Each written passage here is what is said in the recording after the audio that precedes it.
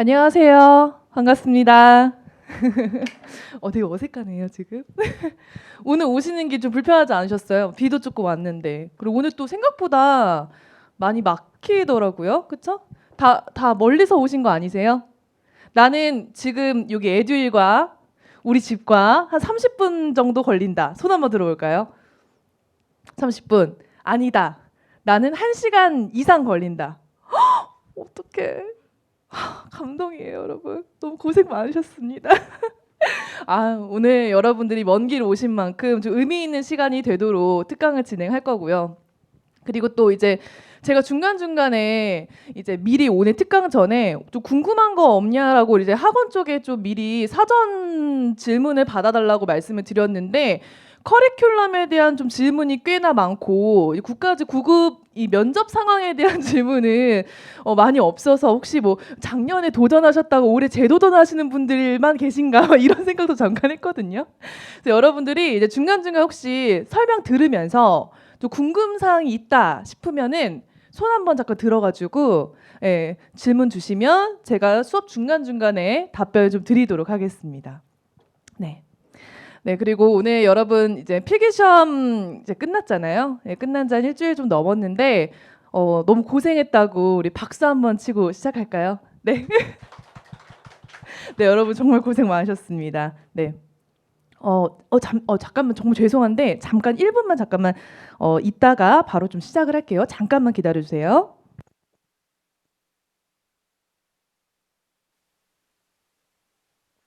죄송합니다. 지금 라이브로 듣고 계신 분들은 깜짝 놀랄 수 있는데 아니 느낌이 이상했어요. 제가 주차를 여기 입구 쪽에 사이드에다 해놨는데 차 빼달라고.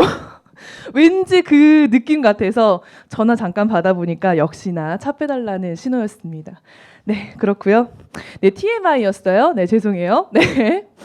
자, 그러면은 지금부터 2023 국가직 9급 김소영 합격 드림이란 주제로 오늘 국가직 9급에 대해서 살펴볼 거고요. 우리 면접을 왜 준비해야 되는지, 면접 준비의 필요성, 그리고 또 이제 여러분들이 궁금해하는 국가직 9급 면접 현장, 그리고 면접 유형, 그리고 전략, 그리고 오늘 커리큘럼까지 이렇게 순서대로 진행을 해보도록 하겠습니다.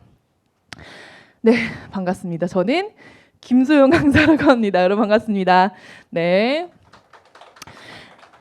네. 감사합니다. 네, 저는 뭐 김소영이고요. 그리고 에듀윌에서 이제 면접 교육을 하고 있고 그리고 한국항공대학교에서는 이제 고양시 스페셜 강사라고 해서 그 고양시 숨이 벅차요. 막 뛰어와서 고양시 6급 공무원 승진평가 하거든요. 승진평가 하기 위해서는 1년 동안 장기 트레이닝을 받아요. 그래서 장기 트레이닝을 하는 그런 면접이 아니라 그런 뭐 프레젠테이션이라든지 정책 강화 역량 관련해서 같이 교육을 하고 있고요. 그리고 성균관대학교에서는 이제 외교관 후보자 준비하시는 분들 이제 면접으로 주로 이제 강의를 하고 그 외적으로는 뭐 이제 뭐 지방자치단체에서 이제 청년 면접 교육을 한다라든지 그런 일을 하고 있습니다. 그래서 여러분들이 뭐 지금 국가직 9급 면접 준비하는데 조금 제가 또 조금 아니고 잘 도와드릴 수 있어요. 그래서 여러분 믿고 따라오시면은 제가 여러분들 좀 커트라인 합격자도 좀 우수로 좀 만들어줄 수 있는 좀 자신감이라고 할까요? 뭐 그런 것도 있고 아무튼 그렇습니다. 네, 그래 빨리 넘어갈게요. 부끄러우니까. 네, 네. 그래서 오늘 필요성, 면접 이해, 그리고 교육 방식 이렇게 3가지 커리큘럼으로 진행을 할 거고요. 자, 일단은 국가직 면접 준비 필요성부터 살펴보도록 하겠습니다. 자, 인사혁신처에서 이렇게 이제 발표를 했어요. 이제 인사혁신처에서는 이 전문성을 갖춘 공무원을 앞으로 채용을 하겠다. 근데 이제 전문성을 갖춘 공무원 채용만 하는 게 아니라 뭐 승진 평가도 할 거고, 그리고 뭐 그 안에서 역량 교육을 할 거고. 그래서 요즘 많은 공공기관과 정부에서 강조를 많이 하는 게 직무 적격성이에요. 자, 그럼 직무 적격성이라는 것은 내가 공직자로서 갖춰야 될 어떤 역량이라든지 여러분들이 지원한 직렬의 전문성을 의미를 하는 건데, 자, 그렇다면 우리 이렇게 생각을 해볼 수가 있겠죠. 면접에서 이 직무 적격성을 평가하면 되게 비중이 중요한 게 아닌가, 깐깐하게 보는 거 아닌가, 그렇게 생각을 할 수 있죠. 저희는 지금 이 시점에서. 자, 근데 한편으로는 또 이제 지금까지 뭐 국가직 9급의 어떤 그런 소문들 그리고 지금까지 어떤 추세 이런 것들을 봤을 때 국가직 9급 같은 경우에는 내가 필기 안정권에 들면 뭐 다 합격하는 거 아닌가? 뭐 솔직히 이런 얘기 많이 듣잖아요. 그리고 사실이기도 하고. 자, 그럼 직무 적격성을 우리가 생각을 해본다면은 좀 전문성을 많이 본다. 그러면 면접 되게 중요한 것 같은데 이렇게 생각이 들기도 하고, 또 필기 합격권을 또 생각을 하면은 뭐 생각보다 비중이 중요한 것 같지도 않고 좀 왔다 갔다 해요, 그죠? 그래서 다 왔다 갔다 하실 거예요. 자, 그러면 사실 이 시점에서 말씀드린 둘 다 맞는 말이긴 한데 우리가 어떻게 조금 바라봐야 되는지 좀 살펴보도록 하겠습니다. 자, 일단은 이제 필기 합격권에 대한 여러분들의 그런 소문, 여러분의 생각 이런 것부터 좀 설명을 드릴게요. 필기 합격권. 자, 우리가 필기 합격권을 살펴보기 전에 일단은 면접이 어떻게 진행되는지 간단하게 좀 설명을 할게요. 2022년도 작년 기준이고요. 작년에 6월 11일부터 6월 17일까지 6일간 면접을 봐요. 자, 6일간 면접을 보는데 일단 11일 거 볼게요. 11일 거로 보면은 일반 행정, 전국하고 지역 지원하시는 분들 있죠. 일반 행정도 11일 날 보고 관세직도 11일 날 보고 통계직도 11일 날 단 하루에 끝나요. 엄청 많이 보는 거예요. 인원이 어마무지합니다. 그죠? 자, 12일 날 볼게요. 12일 날 보호직도 12일에 보고 검찰직, 마약수사, 출입국관리, 경찰행정직도 12일에 봐요. 그러니까 이 하루에 여러 직렬이 함께 한 공간에서 면접을 보는데 인원수가 어마무지하다는 거예요. 작년에 거의 5천 지금 800명인가요? 작년에? 그 정도 인원이 6일 안에 면접을 끝내야 돼요. 오전부터 오후까지. 근데 저녁을 면접 보는 것도 아니고 오전 9시 시작해서 저녁 6시까지. 그 안에 점심시간 있고. 그러니까 이거를 어떻게 우리 평가를 하는지 그걸 좀 살펴볼 필요가 있다라는 거죠. 자, 일단은 이렇게 많은 인원들이 6일 동안 우리가 시험을 보고 또 면접관이 이제 평가를 하게 되는데 이 평가의 기준이 뭐냐면 세 가지예요. 우수, 보통, 미흡이에요. 자, 이게 무슨 말이냐면은 이게 무슨 말이냐? 만약에 내가 면접관이 지금 5가지 평가가 있어요. 가, 나, 다, 라, 마. 가는 공무원으로서의 정신자세, 나는 전문 지식과 응용 능력, 다 의사표현의 정확성과 논리성, 라 예의품의 성실성, 마 창의력 의지로 발전 가능성이에요. 자, 그러면 면접관이 예를 들어서 면접관이 과반수 이상이라고 하거든요. 과반수. 근데 우리가 면접관이 실질적으로 만나면 면접관이 두 명이에요. 공무원 9급은 2명이고 7급은 3분이거든요. 5급은 5명. 이렇게 되는데 두 분이 과반수면은 과반수가 있을까? 이제 한 명 한 명 이렇게 나눠지는데 자, 그러면 면접관이 예를 들어서 두 분 모두 동일한 평정 요소에 할을 주면 이건 무조건 미흡인 거예요. 예를 들어서 A라는 면접관이 있고 그리고 B라는 면접관이 있어요. 근데 A도 가에 체크를 하고 B도 가에 체크를 해버려. 두 분 다 이 지원자는 가는 무조건 하야라고 평가를 해요. 그럼 이분은 무조건 미흡인 거예요. 무슨 말인지 알겠죠? 내가 합격 안정권이야. 내가 필기 점수 최고점이야. 무조건 미흡. 미흡은 뭐죠? 탈락 직행. 알겠죠? 그렇게 되는 거예요. 그리고 반면에 만약에 두 분 면접관이 거의 다 같은 면접관 이렇게 상을 좀 이렇게 줘요. 이렇게 상을 주면 이거는 우수입니다. 우수면 뭐예요? 내가 막 커트라인이더라도 1등으로 들어가는 거예요. 합격을 하는 거예요. 그래서 우수하고 미흡을 제외한 모두는 보통을 받고 들어갑니다. 그래서 이제 보통을 우리가 어떻게 되느냐? 보통 우수하고 보통, 미흡 이렇게 세 가지 구성으로 되어 있는데 보통을 받는 인원이 많긴 많을 거예요. 그럼 이제 보통의 인원이 막 이렇게 많은데 이걸 어떻게 평가를 하느냐? 필기시험 점수를 나온다는 거죠. 만약에 자, 보세요. 지금 뭐 20명, 5명 지금 총 30명이 면접을 봤어요. 이 중에서 5명을 우리가 탈락시켜야 돼. 그러면은 아니에요. 5명 이분이 다 탈락되네요. 제가 수리 능력이 좀 떨어지나 봐요. 예를 들어서 미흡이 1명이 나왔고 30명 좀 당황했어요. 지금 제가. 그리고 24명이 되는 거잖아요. 이 중에서 5명을 탈락시켜야 돼요. 그 우수는 무조건 합격이니까 여기는 안 돼. 그렇죠? 여기는 무조건 합격이에요. 1명 떨어졌죠. 그럼 4명을 여기서 떨어뜨려야 되는데 여기서 4명을 떨어져야 되거든요. 그럼 여기서 4명 어떻게 떨어지냐? 필기 점수가 이렇게 딱 분포되어 있을 거예요. 맨 마지막에 있는 사람이 떨어진다고요. 이런 식으로 되는 거라고요. 그러면 우리가 생각했던 그 카더라가 맞죠. 아, 합격 안정권인데 내가 우수를 못 받아도 보통만 받으면은 되겠구나. 이게 틀린 말은 아니라는 거예요. 자, 그렇게 우리가 생각해 볼 수가 있는데 여기에서 생각이 끝나면 안 돼요. 한꺼풀 더 나아가야 돼요. 어떻게 더 나아가야 되느냐? 제가 방금 앞에 그 설명을 드렸잖아요. 하루에 여러 직렬이 굉장히 많이 본다. 자, 그러면 그 직렬에서 떨어지는 인원수가 정해져 있긴 있는데 어떻게 떨어뜨리냐? 그게 되게 중요하거든요. 어떻게 떨어뜨리느냐? 자, 계산을 한번 해보자고요. 갑자기 뭐 면접인데 막 수리하고 있고 지금 힘들어요. 저 지금 저 약간 수리 능력 떨어지거든요. 자, 작년 기준으로 경찰행정이 필기 합격자가 427명이었어요. 근데 최종 합격자가 최종 선발 인원이 386명이라서 41명이 지금 떨어져야 되는 거예요. 그러면 우리 이렇게 첫 번째로 이렇게 생각해 볼 수 있겠죠. 전체에서 41명을 떨어뜨리냐. 그걸 첫 번째로 생각해 볼 수가 있고, 자, 근데 우리가 두 번째로 생각해 봐야 되는 게 있단 말이에요. 왜? 두 번째로 생각해야 되는 게 뭐냐면, 자, 경찰행정만 427명이 하루에 면접을 봐요. 오전부터 오후까지. 근데 아까 봤죠. 경찰행정만 보는 게 아니라 보호직도 있고 마약수사직도 있고 출입국 관리직도 있고 검사직도 있고 더 많아요. 플러스 알파가 돼요. 하루에 보는 면접이. 자, 그러면은 이 모든 인원을 누가 어떻게 면접을 보느냐, 이게 되게 중요한 포인트가 될 거예요. 자, 일단 기본적으로 우리의 경쟁자는 9명이에요. 자, 무슨 말이냐?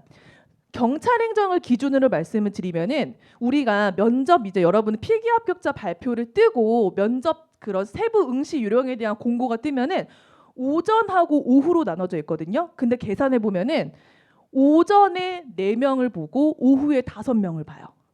그러니까 하루에 4명, 5명으로 구성이 되어 있는데 그럼 9명이죠. 오전 4명, 오후 5명, 9명이에요. 이 9명이 한 조가 되는 거예요.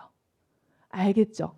자, 그러면 427명을 9로 나누면 47.4가 되죠. 어제 계산했어요. 어제 이거 아이폰으로 계산한 거 정확해.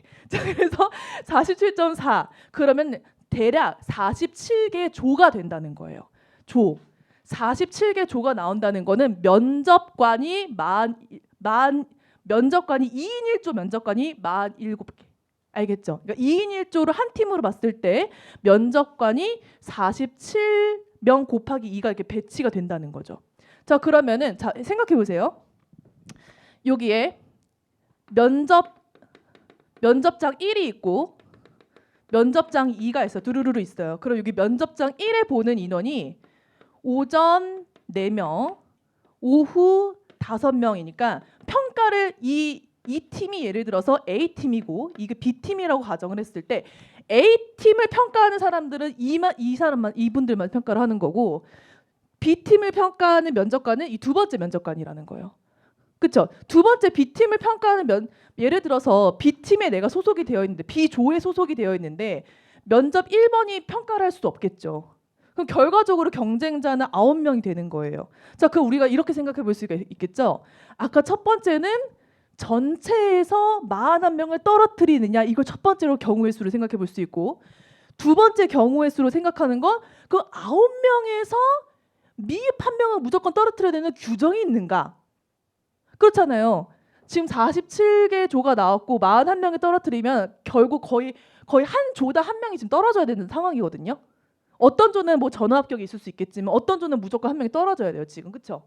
그럼 우리가 두 가지 경우의 수를 생각해 볼 수 있는 거예요. 전체에서 그냥 41명을 떨어뜨리느냐, 혹은 각 조에서 한 명을 무조건 떨어뜨리느냐, 무조건 우수 한 명 나와야 되고 무조건 미흡 한 명 이게 정해져 있느냐, 이게 쟁점이 되는 거예요, 저희한테는.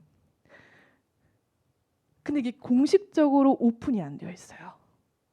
이거를 공식적으로 뭐 인사혁신처에서 그렇게 우리는 뭐 조에서 떨어뜨립니다, 전체에서 떨어뜨립니다, 이런 거를 공식적으로 규정하고 있지 않아요. 자, 그러면 우리가 지금 어떻게 해야 되냐, 이 시점에서 여러분이 면접 학원을 다니고 면접 공부를 하는 이유는 합격 안정권은 내가 불합격을 최소화시키기 위해서, 쉽게 말해서 미흡을 안 받기 위해서 배우는 거고, 커트라인은 내가 무조건 우수를 받기 위한 거죠. 그러니까 우리는 떨어질 가능성 그리고 합격할 가능성, 그 가능성을 가지고 우리가 학원을 다니게 되는 거예요. 그럼 저는 어떤 기준으로 교육을 하냐?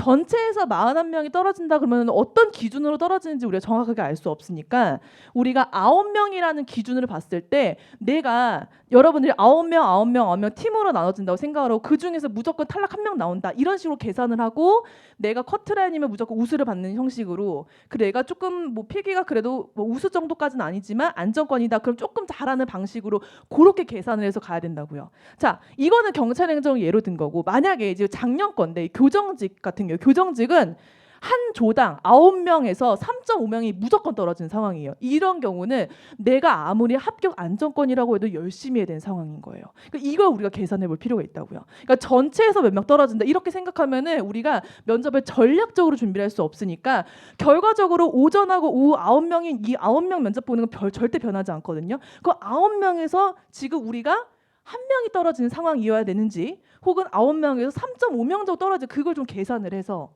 내가 합격 안정권이면 좀 더 많이 열심히 해야 되는 상황인 거고 그리고 내가 필기에 커트라인이면 더 열심히 해야 되는 상황인 거고 그리고 만약에 우리가 계산을 해봤는데 9명인데 작년에 일반 행정이 0.5명이었거든요. 0.5명 작년에 일반 행정 전국 기준으로 0.5명이면은 그래도 전반적으로 이제 안정적이긴 해요. 그럼 이제 합격권에 있는 분들은 아 내가 정말 최악의 수만 면하는 공부를 해야 되는 거고, 그렇죠? 그리고 커트라인 분들은 내가 0.5명에 해당이 될 수 있으니까 그때는 무조건 우수를 받아야 되는 거고. 그래서 지금 나의 상황에 맞춰서 우수를 받기 위한 전략을 세우는 방법이 있고 내가 합격 안정권이어도 너무 떨어지는 인원이 많으니까 그래도 우수를 받기 위해서 전략적으로 준비를 해야 되고 반면에 내가 계산해 보니까 우리 조에는 0.5명밖에 안 떨어지네. 그럼 내가 합격권이야. 그러면 내가 최악만 면하자. 이런 식으로 이 기준을 잡아서 전략적으로 공부하는 게 되게 중요하거든요. 그래서 그렇게 수업을 하죠, 저는. 네, 그렇습니다. 그래서 이제 어떤 식으로 이렇게 진행이 되시는지 좀 아시겠죠? 그러니까 이런 식으로 진행이 되는 거예요, 지금.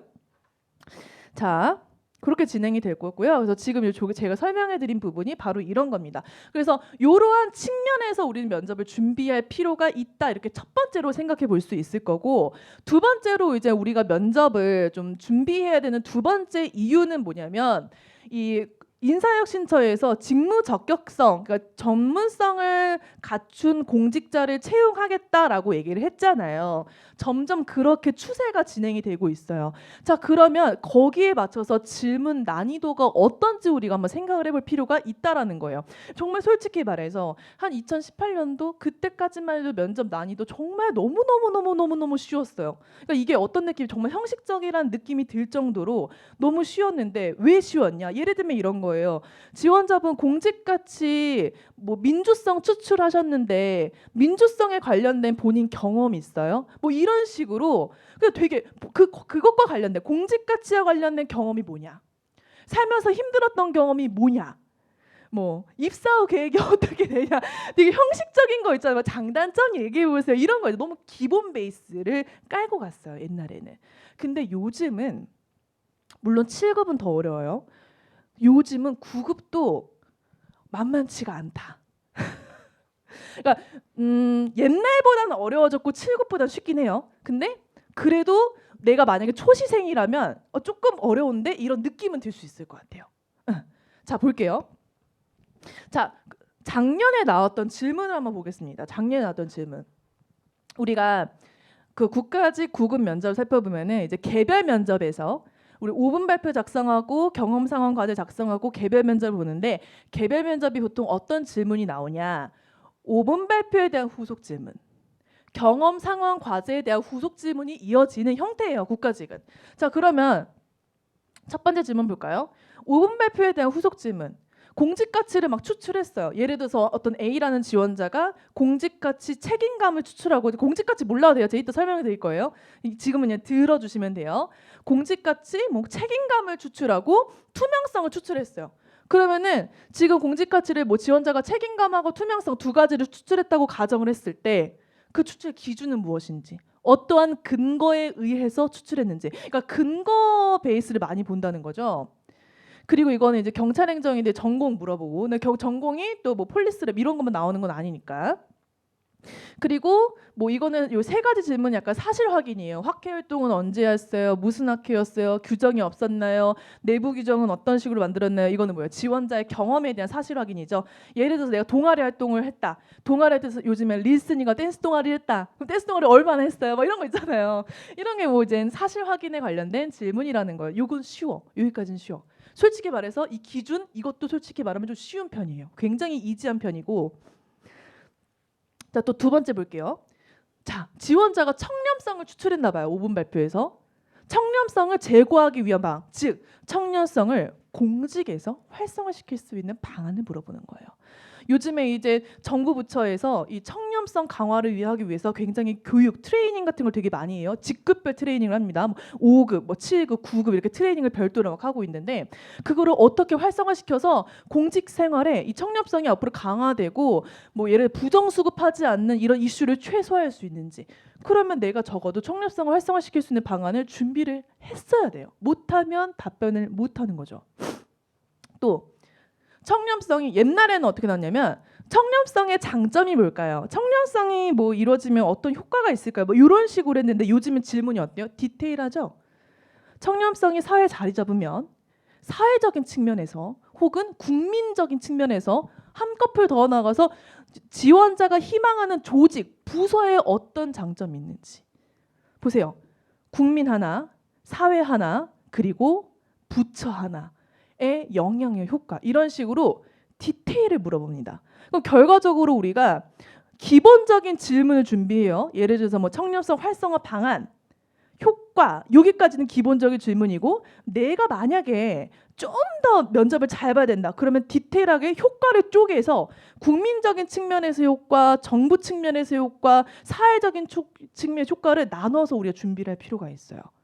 그러니까 질문도 좀 디테일하게 나오지만 우리가 준비도 그렇게 좀 체계적으로 할 필요가 있다라는 겁니다. 그리고 뭐 제시문처럼 부정수급을 받는 상사나 동료를 보게 된다면 어떻게 대처하겠는가? 그러니까 부정수급을 보게 된다면 이거 어떻게 하겠는가? 이거는 솔직히 기본 질문입니다. 기본 질문, 상황 제시형. 그리고 뭐 이제 이것도 기준. 어떻게 판단하는지 판단 기준. 그러니까 생각보다 이 기준에 대한 걸 많이 물어요. 왜? 지원자가 그냥 추출한 게 아닌지. 정확한 배경 지식과 근거를 가지고 추출을 하고 거기에 대한 올바른 생각과 사고를 갖고 있는지를 물어보는 거예요. 그래서 그 기준에 대한 거를 생각보다 많이 물어봅니다, 요즘에. 그래서 이렇게 질문이 좀 까다롭죠. 까다로워요. 자, 또 경험 상황 과제에 대한 후속 질문인데 여기 상단에 나와 있는 거는 경험형에 대한 후속 질문. 두 번째는 상황형에 대한 후속 질문인데 경험형에 대한 후속 질문 보면은 뭐 국민 취업 지원 제도를 지원하게 된 뭐 계기, 지원자가 뭐 국민 취업 제도를 뭐 이용해 봤다 뭐 이렇게 썼겠죠. 그러니까 그럼 그 왜 이용했냐, 이용하게 된 동기가 뭐냐 이렇게 물어보고 만약에 지원자가 일반 행정인데 뭐 문화체육관광부에 뭐 예를 메타버스 관리하는 사업에 관심이 있다. 그럼 그 사업에 왜 관심이 있는지 동기, 계기를 굉장히 구체적으로 물어봅니다. 거의 지원 동기는 필수예요. 10명 중에 9명 무조건. 지원 동기. 자, 그리고 뭐 다양한 경험을 했는데 뭐 지원자가 어떤 경험을 했는지 쭈루루룩 썼겠죠. 그리고 여러 경험을 하면서 가장 힘들었던 경험이 무엇인지 이거는 기본 질문. 그렇죠? 다양한 경험 바탕으로 국민 취업 제도에서 개선해야 되는 점, 개선할 점, 이런 것들. 이것도 기본 질문. 여기 나와 있는 건 좀 전체적으로 기본 질문인데 이제 마지막 질문 보면은 정부 규제로 불편했던 적 있는지. 그러니까 정부 규제로 뭔가 정부에서 진행하고 있는 정책 제도를 이용해 봤고 이용해 봤다면 어떤 게 가장 불편했는지 실제 시민으로서의 입장을 한번 더 물어보고 이제 여러분들은 공직자가 되실 거기 때문에 무조건 시민 입장을 대변하는 게 그렇게 좋지 않아요. 여러분들은 이제 앞으로 어떻게 임용이 되실 분들이잖아요. 그 임용이 되면 두 가지를 생각해야죠. 시민 입장에서 뭐가 불편할까?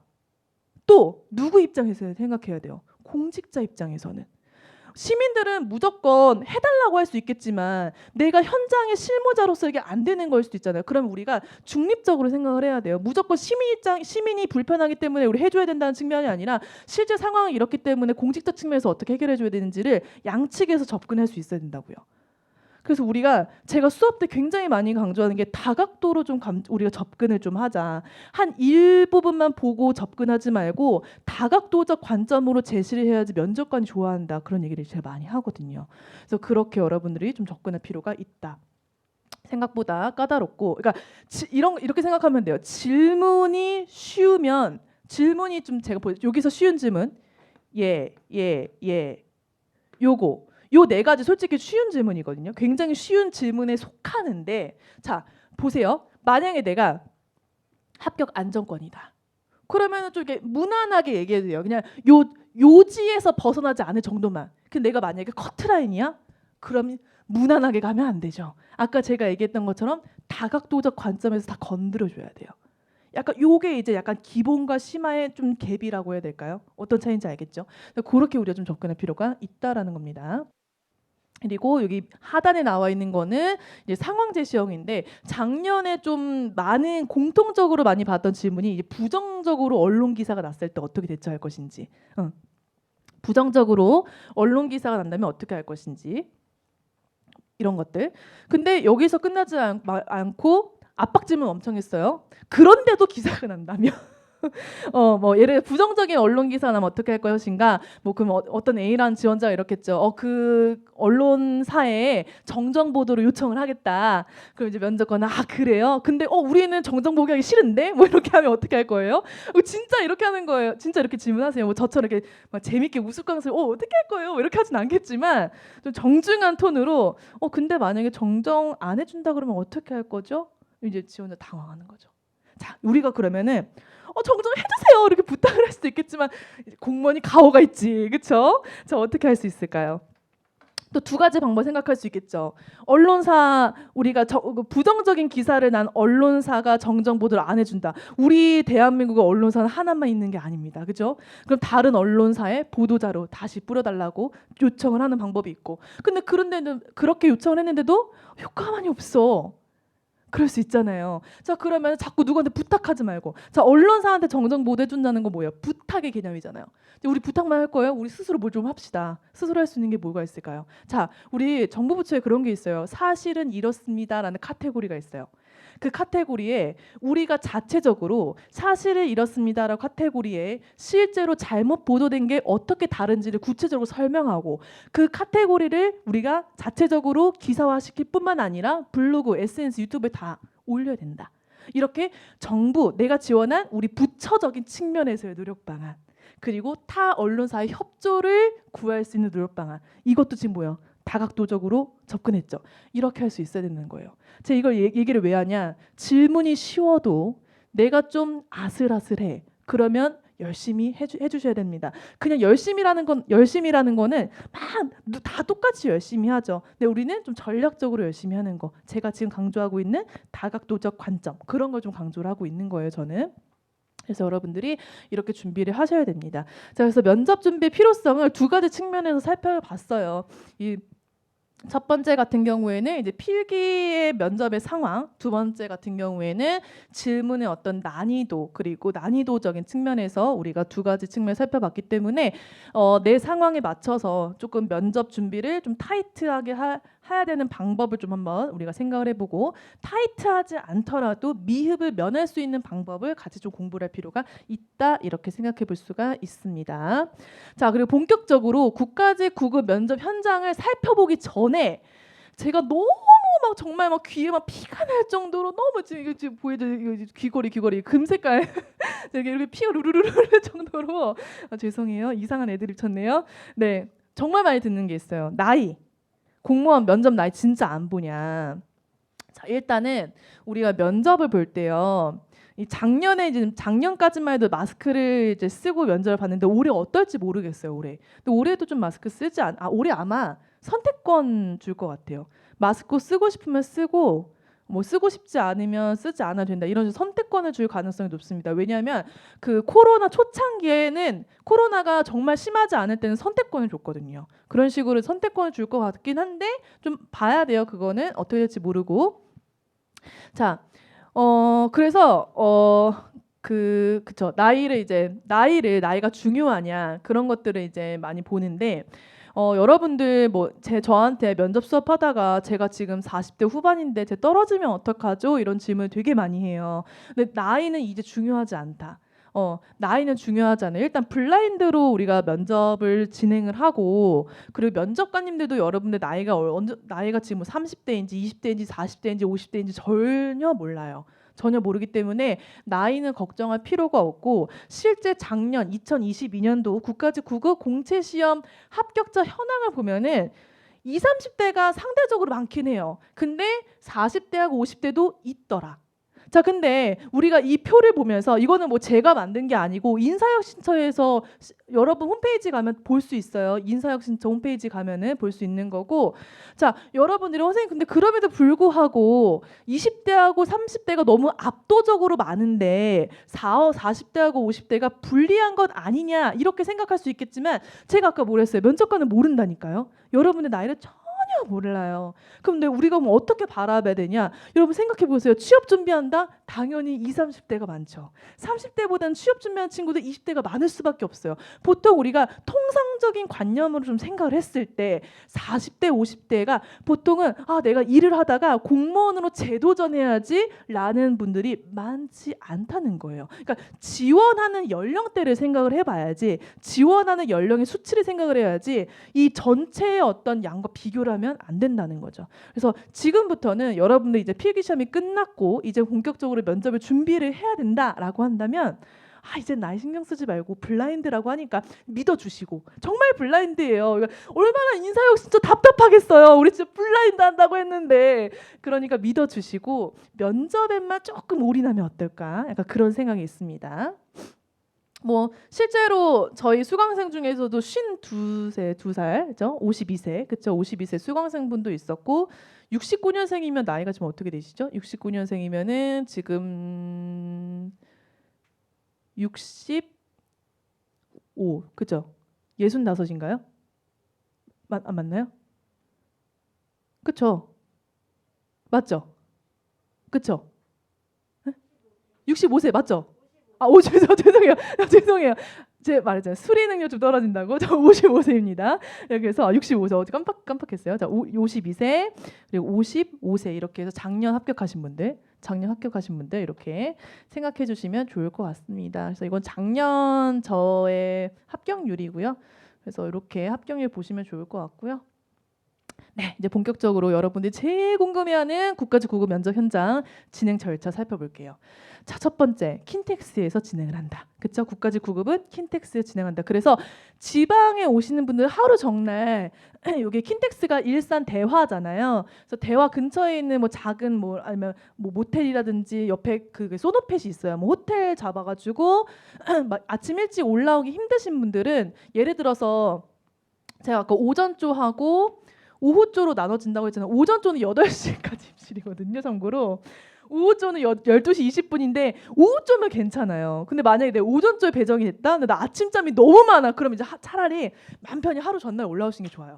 그래서 하루 전날 올라오시는 분들이 꽤 많습니다. 그래서 좀 참고해 주시면 좋을 것 같고요. 그래서 이게 여러분들 이제 딱 입실하기 직전에 다 기념사진 한번 딱 찍어주시고 이렇게 킨텍스로 들어가시면 되고요. 이제 현장을 도착하는데 오전조는 8시, 오후조는 12시 20분이라고 했잖아요. 킨텍스 입구에 들어가면 여러분들이 응시자 대기장으로 들어가기 전에 이렇게 줄지어 서 있어요. 요 광경이 7시 40분 풍경. 그래서 7시 20분에도 한번 1차가 있었어요. 1차 한번 싹 들어보내고 2차예요, 이게. 되게 빨리 와요, 수험생분들. 그래서 보통 8시면 너무 아슬아슬하니까 제가 그래도 7시 반까지는 도착해달라고 말씀을 드리거든요. 이게 지금 7시 40분의 광경입니다. 그래서 여기 저기 앞쪽에 제가 도착해서 잘 보고 와 이러고 있는데, 선생님 안 보여요. 이제 멀리서나 응원하니까 카톡하고 여기 같이 같은 공간에서 작년에 그랬었어요. 그래서 앞에서 이렇게 하고 이제 한 7시 45분에서 50분쯤 이제 들어가게 됩니다. 들어가게 되면 여기 안쪽 응시자 현장이에요. 여기 보면은 지금 여기가 응시자 대기장이라고 써 있죠? 들어가면 여기까지예요. 이거 사진 어떻게 찍었을까요? 제가 부탁했죠. 좀 찍어달라. 근데 여기까지는 아직 전자기기를 수거한 상태가 아니어서 사진 찍어도 상관없습니다. 알겠죠? 보시면은 자, 응시자 대기장에서 이제 무엇을 하는지 살펴보기 전에 자, 좌석을 볼게요. 잘 안 보이시죠? 120조의 5번. 119조의 5번 그리고 여기 118조의 5번 이런 식으로 되는 겁니다. 각 조에 1, 2, 3, 4 이런 식으로 쭉 나열되는 거예요. 알겠죠? 쭉 5, 6, 7, 8 이렇게 나열이 되어 있는 거고, 자 이렇게 조와 번수가 나눠져 있는 거고, 여러분들이 이제 아침 7시 반쯤에 현장 도착하면 카톡 받을 거예요. 몇 조 몇 번입니다. 응. 여러분들이 필기시험 합격자 발표 뜨면은 그때는 조 안 나와요. 알겠죠? 면접 당일날 입시 시간이 오전은 12시니까 7시 반쯤에 카톡이 오고 오후 조는 12시 20분이니까 좀 일찍 떠요. 한 11시 반쯤에 뜨거든요. 카톡으로 올 거예요. 그래서 만약에 카톡 문자로 안 온다. 그 여러분 사이버 국가고시 센터 들어가면 볼 수 있어요. 알겠죠? 그래서 꼭 확인하고 들어가야 돼요. 들어가야지 내가 어디에 좌석에 앉을지를 결정을 하잖아요. 그렇죠? 아무 데나 앉으면 안 된다고요. 그래서 좌석에 앉고 보시면 큰 스크린이 있죠. 보이세요? 잘 보이시나요? 이 스크린이 엄청 크게 띄어져 있어요. 스크린이 위에 막 몇 개 있어요. 막 하나, 막 4개씩 해서 스크린 잘 보여요. 그럼 스크린에 뭐가 띄어져 있냐? 시간이 띄어져 있어요. 지금 8시 10분입니다. 지금 8시 30분입니다. 이렇게 시간을 안내하는 시간이 떠 있고, 여러분 이렇게 좌석에 착석하면은 여기 앞에 이렇게 명찰 받아요. 명찰 있어요. 여기 몇 조, 성함, 그리고 뭐 응시 번호 이렇게 써 있고, 여기 비닐봉다리 있죠. 비닐봉다리. 여기 비닐봉다리는 전자기기를 이제 수거하는 거예요. 전자기는 당연히 휴대폰, 그리고 스마트워치, 태블릿도 다 수거가 됩니다. 태블릿 갖고 가면 불편해요. 여러분 현장에서 태블릿 왜 갖고 가요? 면접 내가 준비한 거 보려고 하지 어차피 못 봐요. 바로 수거해 가서. 아니, 태블릿 들고 가지 마세요. 괜히 무겁게. 요즘에 좀 가볍게 나왔지만 제 건 좀 무겁거든요. 그래서 뭐 저처럼 좀 오래된 태블릿이 있다. 그럼 노트북 들고 가지 마시고 어차피 못 봐요. 전자기기 다 수거해 갑니다. 나중에 걸리면 큰일 나요, 여러분. 전자기기 못 보니까 다 수거해 가니까 가져가지 마세요. 휴대폰이랑 그리고 스마트워치도 제출해야 되니까 여러분들 만약에 좀 내가 시계 보는 게 편하다 그러면은 우리 오리지널 시계 있죠? 그거 착용하고 가시면 돼요. 알겠죠? 그렇게 하고, 자 그러면 지금 방금 봤던 이 대기장에서 도대체 뭘 하느냐 이게 되게 중요한 쟁점이 되겠죠. 첫 번째 출석 확인을 합니다. 출석 확인을 하고요. 그리고 응시자 안내 교육을 해요. 예를 들어서 오늘 8시다. 그럼 8시 30분부터 경험 상황 과제 작성할 거고요. 경험 상황 과제 20분 작성 끝나면 50분에 걷어갈 거고요. 9시부터 각조 1번부터 이동할게요. 이런 응시자 안내 교육을 해요. 그래서 보통 8시까지 아까 입실이었으니까 오전 쪽 기준으로 8시 10분부터 20분간 응시 요령 안내 교육을 합니다. 그리고 응시 요령 안내 교육을 할 때 평정표 2매를 작성해요. 아까 봤죠? 평정표 가나다라 마 있는 거 2매를 작성합니다. 뭐 2매를 작성하는 거 어렵지 않아요. 여러분 뭐 성함 쓰고 그리고 여러분들 생년월일 쓰고 여러분들 태어난 연도는 안 쓰고 생년월일만 쓸 거예요. 그래서 평정표 2매를 작성합니다. 자, 평정표 2매 작성하는 이유 뭐예요? 면접관이 2명이니까. 그래서 평정표 2매 작성한 거는 나중에 면접 들어갈 때 면접관에게 직접 제출을 하게 될 거예요. 그러니까 이렇게 생각하면 돼요. 평정표를 3매를 작성한다? 면접관은 3명이에요. 평정표를 5매 작성한다? 면접관은 5명인 거예요. 근데 평정표를 2매를 작성한다? 면접관은 2명입니다. 이렇게 응시 요령이 끝나고 그 자리에서 오전조 모인 모두 오전에 시험 보는 모든 수험생이 이 자리에서 뭘 하냐? 경험 상황 면접 과제를 이 자리에서 작성할 거예요. 알겠죠? 시험 시작되는 겁니다. 모두 한 공간에서. 알겠죠? 그래서 경험 상황 면접 과제를 20분 동안 작성할 거예요. 그래서 뭐 경험하고 상황 질문이 뭐 몇 분 나눠진 거 아니고 2가지 항목을 경험형 하나, 상황형 하나를 20분간 같이 작성을 할 거예요. 그리고 작성이 끝나는 순간 걷어갑니다. 다 걷어가실 거예요. 걷어가요. 자, 그리고 끝나고 한 5분 정도 쉬다가 이제 또 뭘 하냐? 각 조 1번부터 이동하세요. 알겠죠? 아까 뭐 150조, 막 120번 조 이렇게 있었잖아요. 각조 1번부터 이동하세요라고 되는 거예요. 그러면 다 같이 짐을 챙겨요. 짐 챙겨서 이동해요. 막 짐 두고 가면 안 돼요. 저희 책임 못 집니다. 뭐 이렇게 할 거예요. 알겠죠? 짐 두고 가면 안 되고 챙겨가야 돼요. 알겠죠? 챙겨가세요. 자, 그러면 2번, 3번, 4번 막 이런 친구들은 그냥 그 자리에서 대기하는 거예요.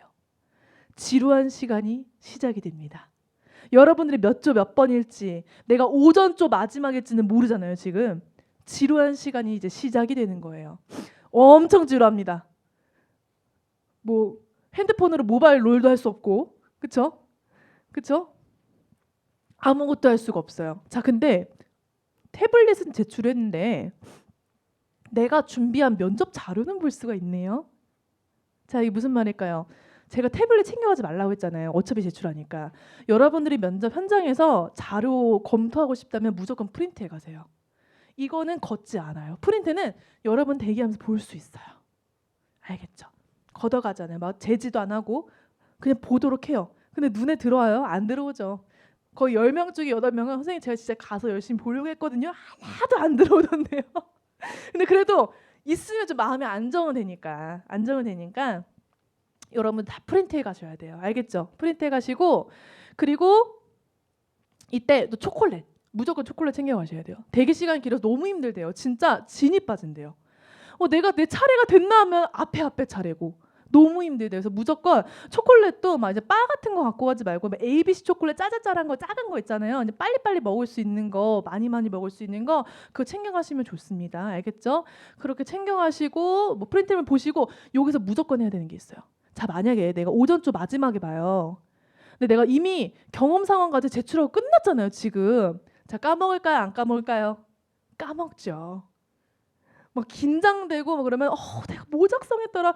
근데 까먹으면 이제 큰일 나는 게 뭐냐면 면접장에서 물어본다니까요. 그거 후속 질문 나오잖아요. 제출하고 끝이 아니에요. 면접관이 후속 질문해요. 참 내가 그러면 이미 오전조 내가 1번이 아니고 오전조 마지막 번호인데 내가 막 까먹으면 안 되잖아요. 그러면 이 대기 시간에 어차피 프린트를 볼 수 있으니까 프린트를 여러분들 공책 하나 가지고 와서 내가 아까 어떻게 썼는지 빨리 쓰세요. 써서 잊지 않도록. 알겠죠? 그래서 이때는 사실은 내가 이제 먼저 각조 1번부터 이동을 하면 그때부터 아까 제출한 거 내가 못 썼지 빨리 써서 복기억해서 보고 있어요. 그거 보고 있어야 돼요.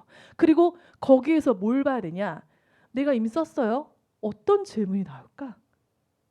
유추하고 있어야 돼요. 자, 그럼 어떤 질문이 나올지 어떻게 하냐? 자, 제가 이제 교재에 보면은 오늘 이따가 잠깐 설명해 드릴 건데 그 기출 패턴이 있어요. 패턴 안에서 다 나오긴 하거든요. 거기에 맞춰서 내가 어떤 질문이 나올지 빨리 준비를 해야 돼요. 준비를 하고 그동안에 준비했던 면접 질문에서 내가 어떻게 대처할지를 머릿속으로 구상하는 시간입니다. 사실 이 시간은.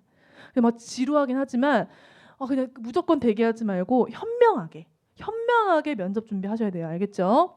그래서 어떻게 보면은 각조의 1번이 유리할 수도 있고 불리할 수도 있고 마지막 번호에 기다리고 있는 분들이 어떻게 준비하고 대기하느냐에 따라서 유리할 수도 있고 불리할 수도 있는 거예요. 알겠죠? 우리가 그렇게 좀 생각해 볼 수가 있다. 자, 그리고 평정표는 여기 지금 좌측하고 우측 이렇게 나와 있잖아요. 여러분들 필기시험 합격자 발표 뜨면 면접 시험 평정표 이렇게 생겼어요라고 해서 우측처럼 나올 거예요. 여러분 필기시험 발표 합격 당일날 우리 사이버 국가고시센터에서 면접 응시 요령 안내 이렇게 나올 건데 실질적으로 여러분들이 면접 현장에서 면접 당일날 받아보는 평정표는 솔직히 이렇게 안 생겼어요. 이렇게 생겼어요. 이거 지금 서울시 지방공무원 면접시험 평정표거든요. 이렇게 나와요. 그러니까 똑같이 평정표인데 헷갈리면 안 돼요. 우리가 필기시험 합격자 당일날 이제 평정표 이렇게 생겼어요 하고 아마 공고문 올라올 거예요. 근데 공고문은 이렇게 올라오거든요. 근데 실제적으로 현장에서 받아보는 평정표는 이렇게 생겼다. 알겠죠? 그리고 미색이에요. 약간 노란색입니다. 노란색이에요. 그래서 이건 여러분 참고하시라고 그냥 제가 갖고 온 거예요. 알겠죠? 그렇게 확인해 보시면 좋을 것 같고요. 자, 그리고 평정표는 이제 5가지 기준으로 평가가 된다. 내년부터 바뀌는 거 알죠, 여러분? 내년부터. 자, 올해까지만이에요. 올해까지가 마지노선입니다. 자, 5가지 평가가 뭐냐면 공무원으로서의 정신자세예요. 공직자로서의 역량을 검증하는 항목입니다. 자, 근데 저는 수업 시간에 이걸 다 분석해 드려요. 이제 수업 시간에는. 근데 여러분들이 공무원으로서 정신자세가 뭘까 하면은 제가 기본만 좀 알려드리면은 면접관이 공무원으로서의 정신자세를 평가를 할 때 공직자로서의 올바른 지식을 갖고 있는지 경험이 있는지, 그리고 사고, 그런 의견을 갖고 있는지를 다 평가를 해요. 그래서 지식을 갖고 있는지에 대해서 물어볼 때는 적극 행정의 문제점과 개선 방안 얘기해 보세요. 적극 행정이 왜 필요해요? 지금 우리 사회에 이런 식으로 물어본다는 겁니다. 만약에 지원자의 역량 검증을 한다. 지원자분 책임감과 관련된 경험 있어요? 혹시 청렴성을 발휘해봤던 경험 있어요? 준법 정신을 발휘해봤던 경험 있어요? 이렇게 경험 검증을 한다는 거예요. 그 말은 뭐냐면 우리가 이 5가지 평가로 지원자한테 질문을 던진다는 건 5가지 평가를 굉장히 세부적으로 분석을 해야지 우리가 무슨 질문이 나올지 알 수 있다는 거거든요. 그래서 평가 기준표를 완벽하게 숙지하고 있는 게 되게 중요하고, 두 번째, 전문 지식과 그 응용 능력을 나에서 해당되는 항목은 여러분들이 지원하는 부처와 직렬입니다. 자, 일단 국가직 면접 볼 때는 단일 부처와 다수 부처로 나눠져 있죠. 단일 부처는 뭐예요? 내가 만약 보호직에 지원했다 그럼 법무부잖아요. 그러니까 딱 정해져 있는 부처가 있고, 일반 행정직이면 모르죠. 내가 뭐 감사원으로 갈 수도 있고 문화체육관광부로 갈 수도 있고 뭐 모르는 거예요. 모르는 건데, 내가 지원한 부처와 부처에 관련된 정책에 대한 지식과, 그리고 내가 지원한 직렬, 세무면 세무, 보호면 보호, 일반 행정이면 일반 행정에 관련된 질문이 나온다는 겁니다. 그리고 그거에 관련된 역량 평가를 한다는 거고. 자, 다 의사표현의 정확성과 논리성은 뭐냐면 여러분들이 개별 면접을 볼 때, 그리고 5분 발표를 할 때 논리력을 보는 거예요. 지원자가 말을 할 때 횡설수설하지 않는지, 그리고 논리적으로 정확한 어휘력을 써가면서 이야기를 하는지, 그런 걸 보는 겁니다. 인적성입니다. 인성이에요. 그래서 인성에서 많이 보는 거는 기본 개인의 성향 판단도 해당이 되지만 제일 중요한 게 뭐냐면 조직 내에서의 성향이 되게 중요해요. 그래서 뭘 보냐? 갈등 관리 많이 물어보죠. 그렇죠? 팀워크 이런 것들. 이런 게 이제 라에 해당되는 거고. 자, 마는 뭐냐면 창의력, 의지력, 발전 가능성이라고 해서 문제 해결 능력, 자원 관리 능력 이런 걸 보는 거예요. 그래서 마에 해당되는 거는 크게 2가지가 해당이 돼요. 지원자의 어떤 조직 내에서의 어떤 인성에서의 문제 해결 능력. 예를 들면 살면서 힘들었던 경험, 이거 왜 문제 해결 경험이냐? 살면서 힘들어요. 내가 정말 최악의 순간을 견디고 있는데 포기하지 않고 견뎌낼 수 있는 자세. 그래서 발전 가능성이 있는가? 이런 걸 보는 거예요. 또 나아가서 뭘 보냐?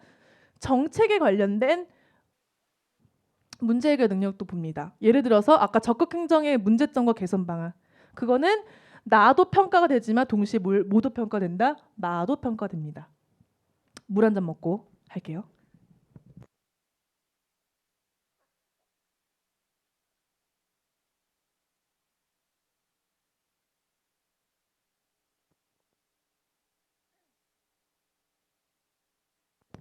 설명할 게 많아서 거의 래퍼처럼 달려왔어요.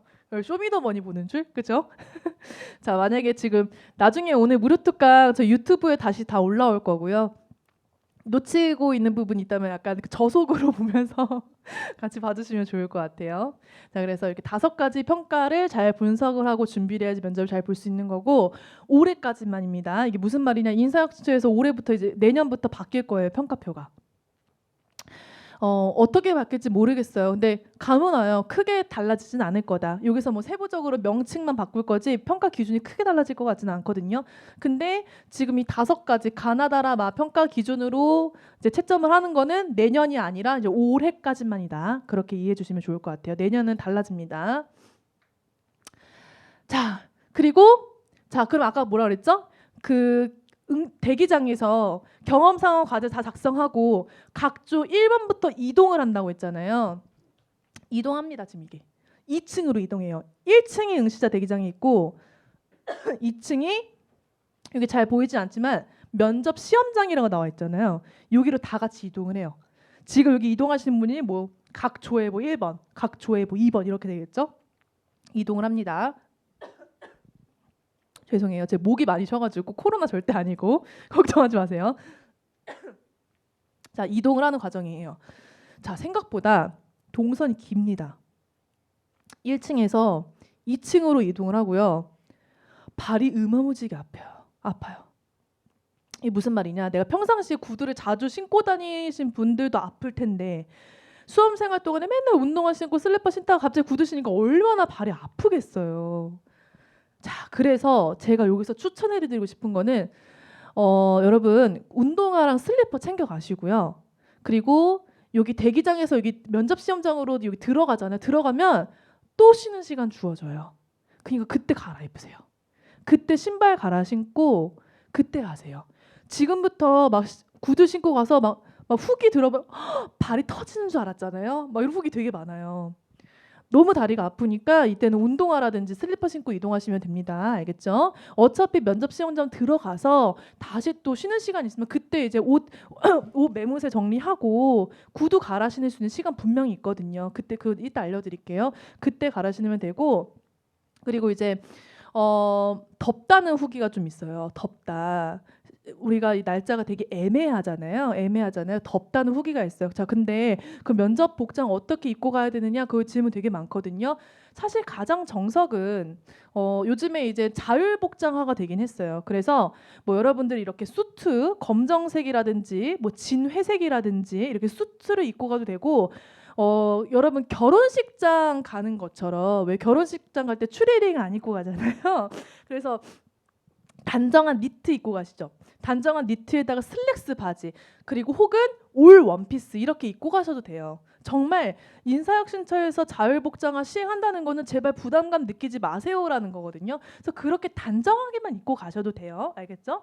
자, 근데 만약에 내가 모나미 룩으로 입고 갔어요. 모나미 룩으로 입고 갔는데 너무 더워요, 안에가. 그러면 여러분들이 안에 셔츠를 반팔 셔츠 같은 거 입고 있다가 계속 벗고 들고 다니세요. 들고 다니다가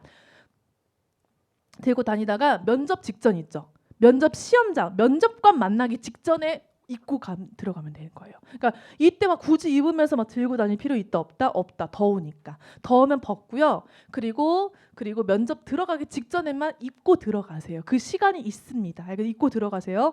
그래도 반팔 입고 블라우스 입고 면접 보는 것보다는 재킷 입고 하는 게 조금 더 보기에 좋죠. 그래서 여러분 그렇게 하고 다니시면 되고요.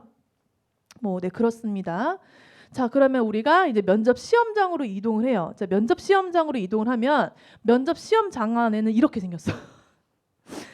이거는 제가 찍을 수가 없어가지고 이거는 이제 뉴스 기사 갖고 왔는데 이렇게 생겼어요. 그래서 여기 이렇게 되게 많죠. 엄청 많습니다.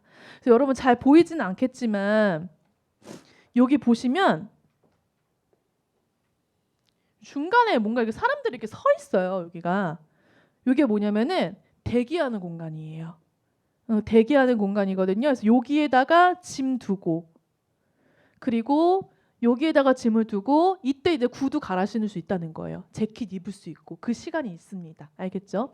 그리고 여러분 여기 보이시는 게 이제 면접관님 들어가 있는 곳. 알겠죠? 면접관 두 분입니다. 두 분. 이렇게 진행이 되는 거예요. 자, 그러면은 우리가 면접장에서 이렇게 진행이 됩니다. 자, 도면이에요. 도면 제가 수강생한테 다녀와서 도면 좀 그려달라고 했어요. 도면 좀 그려줘. 어떻게 생겼는지. 왜냐하면 왜 그려달라고 했냐면 이 면접장에 5분 발표를 또 보거든요. 자, 보세요. 아직 경험 상황 과제 작성했죠. 5분 발표 과제 아직 작성 안 했어요. 그쵸? 그게 어떻게 되는지 이게 머릿속으로 이해가 안 돼가지고 도면 좀 그려달라고 또 너무 예쁘게 PPT로 막 해가지고 막 보내준 거예요. 너무 고맙죠. 네, 그래서 이제 면접장이고요. 자, 각조 1번이 들어왔어요. 그러면은 요게 각조 1번 9시 50분부터 뭘 작성한다? 5분 발표를 작성을 해요. 그래서 1조 1번, 2조 1번, 3조 1번, 4조 1번, 5조 1번, 6조 1번 주르르르르 앉는 거예요. 그래서 여기에서 9시 50분부터 10시까지 10분간 5분 발표 작성하세요 하면 작성 시작인 거예요. 작성이 돼요.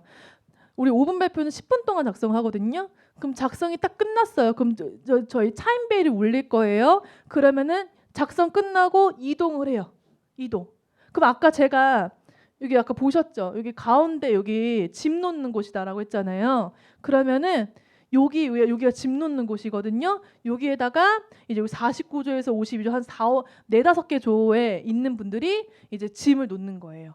여기다 짐을 넣고 여기서 이제 뭐 구두 갈아 신고 그렇게 여기서 대기를 합니다. 대기를 하고 순서대로 자기 순서가 되면 여기 이제 면접장 들어가는 거예요. 이런 식으로 들어가고요. 그리고 여기가 면접관이 있고 여기 지원자가 의자가 있고 각조 1번부터 입시를 하게 되는 거예요. 입시를 하게 되고 그럼 만약에 이제 1번 지원자가 이미 들어갔어요. 그러면 2번 지원자는 여기에서 대기를 하고 있다가 차임벨 울리면 그때 2번 지원자도 들어가면 됩니다. 1번 나오고 나서. 알겠죠? 그렇게 면접이 진행되고요. 그렇게 면접이 끝났어요. 그러면 이제 여기 끝나면 이쪽으로 이동해서 여러분 휴대폰 가져가야죠. 그렇죠? 휴대폰 인사혁신처 설문조사하고 휴대폰 수거하고 퇴실하면 끝이에요. 한 공간에서 5분 발표 과제와 면접이 동시에 이루어집니다. 알겠죠? 이런 식으로 진행이 되는 거예요. 근데 그게 있었어요. 저희 작년 6월 11일 날 첫날에 이 환풍구 소리가 너무 컸나 봐요. 그래서 면접관 말이 하나도 안 들렸대요. 뭐 울상이에요. 6월 11일 오전쪽 안 들려서 막 죽는 줄 알았어요. 막. 자, 만약에 이런 상황이 만약에 발생을 한다. 어떻게 될까요? 자, 일단 기본적으로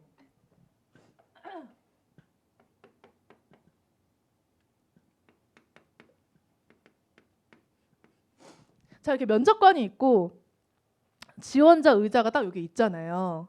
자, 근데 환풍구 소리 때문에 너무 안 들려. 그거 어떻게 해야 돼요? 의자 앞으로 끌어다 앉아야죠.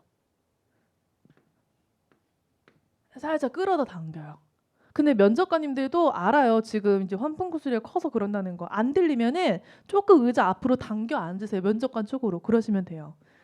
근데 이제 이때 이제 조금 센스 있는 면접관님들은 잘 안 들리니까 좀 앞으로 당겨 앉으세요 하시는 분들도 있었고 그냥 아무 말도 안 하시는 분들도 있었어요. 그럼 아무 말도 안 하시면 여러분들이 그냥 셀프로 잠깐 앞쪽으로 앉아도 될까요? 이렇게 요청하고 앞으로 당겨 앉으시면 돼요. 그러면 면접관이 안 돼요 막 이러진 않으니까 안돼 거리두기 하세요 이러지 않거든요.